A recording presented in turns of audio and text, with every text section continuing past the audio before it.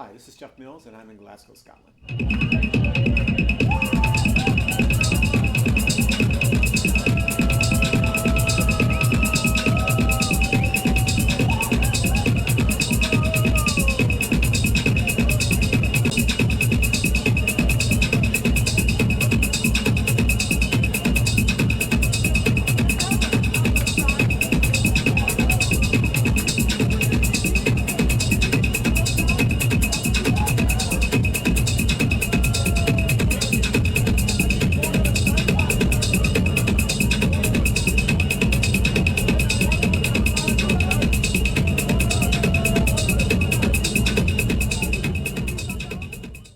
When someone makes something from nothing, that means that they're trying to say something. Music, like literature, is just another form of communication. Whether you hear it or not, it's still there and it's still speaking to you. So, for the people that say that it's hard to hear it in the music, well, that's not the fault of the music. That's the fault of the listener.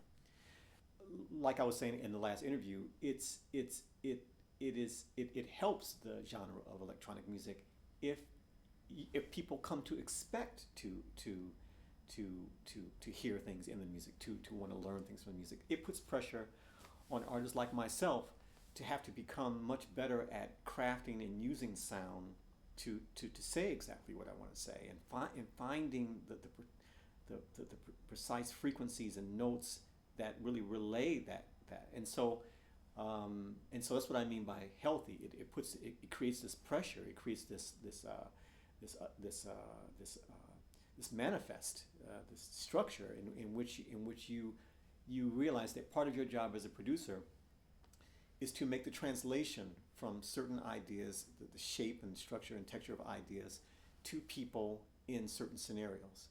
And the more you work at it, the more uh, investigate it, the more you research it, the more knowledge you have, and the more vivid of picture you can do it. It is important. I mean, for those people that think that they're just going to a club to hear music, is it's not it's not that. Even if they want to only hear music, there's things in the music, because I'm a producer, and I tell you, I'm definitely trying to say things in the music, and by the way I take sounds out, and by the way I layer sounds, I'm definitely trying to say things to the audience. And so it's just a matter of degree, I suppose. When the times will change, and they will, in our lifetime, it won't be like this at some point. It'll be either much better or much worse. And so this music, that you've been following and you grew up on for so long, can become something much more important than just listening to in the club. It can have very important messages, and it can say things, and it can question things, and things like that. And so I know that it's coming.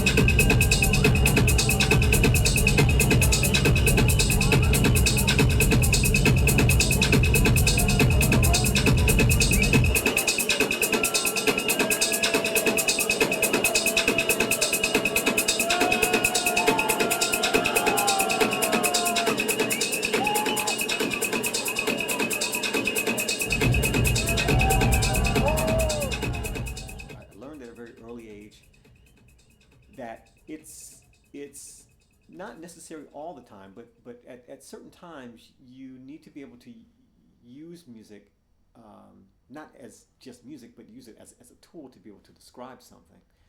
And and the more crafty you are at manipulating sounds, and uh, organizing the sounds and chords and things like that, the more chances you have of relaying whatever the subject is. And things like film and sound and film soundtracks and storytelling It's nothing new. I mean, it's been, well, it is, it's been around for centuries, and it's a shaman, going from village to village, telling these amazing stories about the stars and the sun and things like that. It's the same. Would you see yourself as a storyteller then? Well, yeah, I mean that as far as I can remember, yeah. I mean, as far as I can remember in dealing with music. I mean, even before I became DJ, I was a drummer, and the I knew that even at the age of 12 and 13, that my job was to help keep the backbeat for the story that's being told by my band, or this band that I'm in, and so that's quite element. I mean, to understand that is one of the things that you must know when you're dealing with music, is that your job is to help tell a story. When you sit down to produce music, your job is to at times to make something from nothing, to enlighten people with a particular amount of information.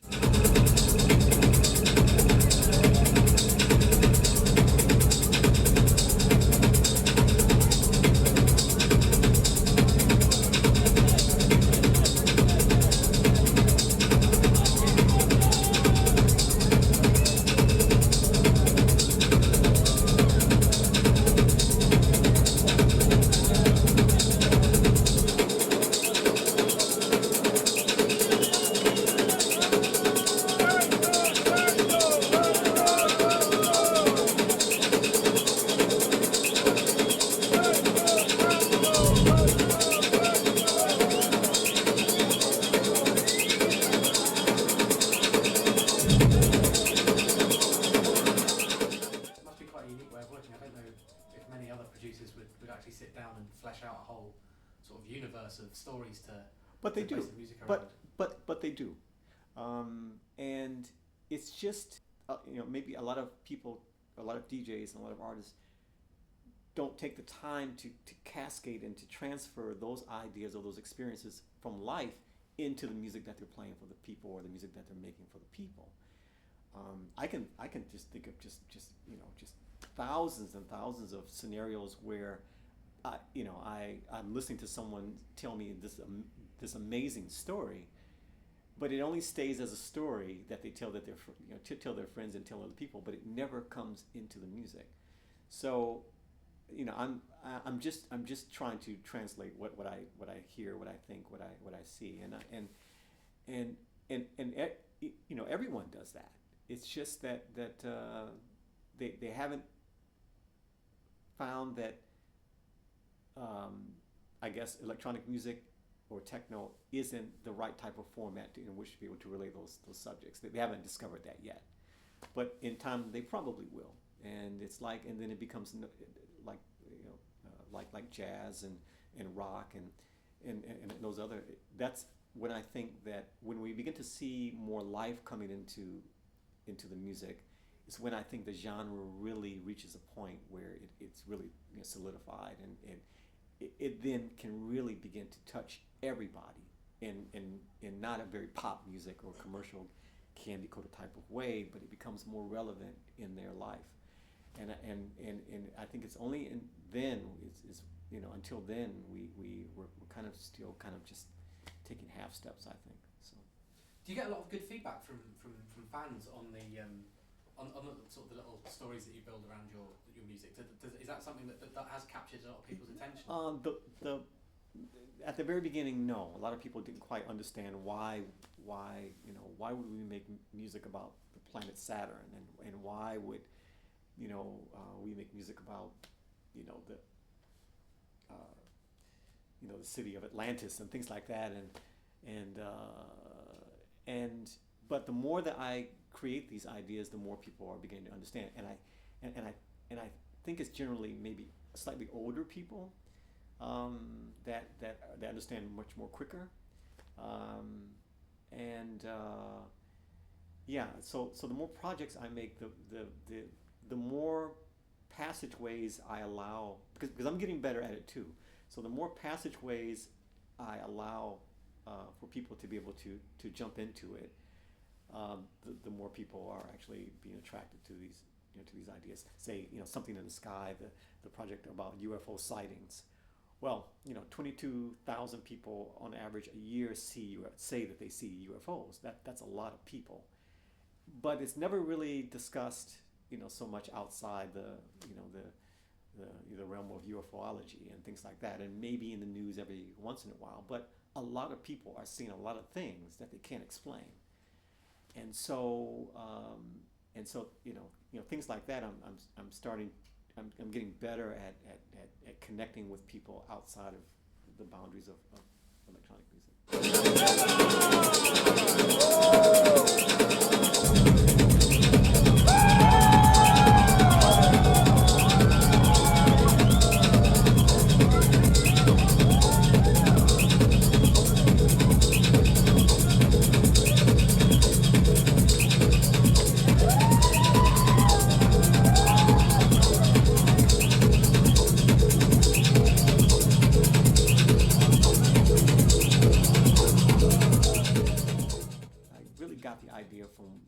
tracks that I used to play in the early to mid 80s, Chicago house and things like that, and the way that when I was younger we would find certain records that had a breakdown, and then we would make those breakdowns longer so that we could use them as like bonus beats and transitions in between records.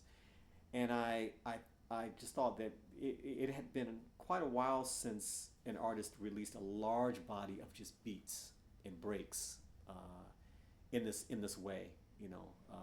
They do in hip hop, they do in rap and things like that, but in techno electronic music, there aren't many projects that I think that were released, and I thought that it's about 2010. It's about time that we have something that DJs can use as a utility. From my memory, when a DJ got a hold of those type of bonus beats and those type of dub beats, they became much more creative, and because the beats were so simple and they didn't have chords and strings and samples and things like that. You could experiment and manipulate the beats much more, and I think as a result you come up with things like drum and bass and jungle and stuff like that.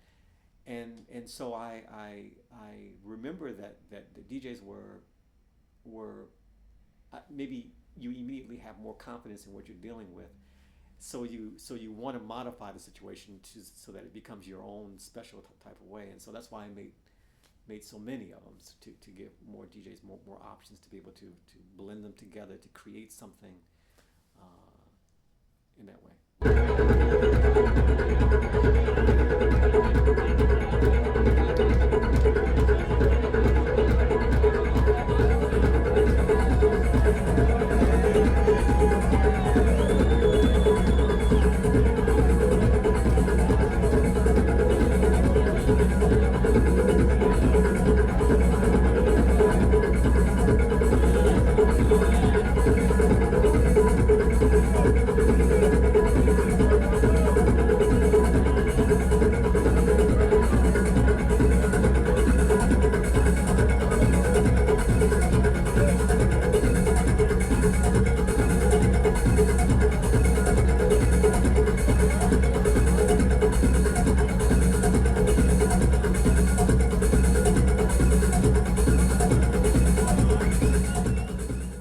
It's nice to be able to sit down to just make things for, without the idea of it becoming, you want it to become successful and sell thousands of copies and things like that.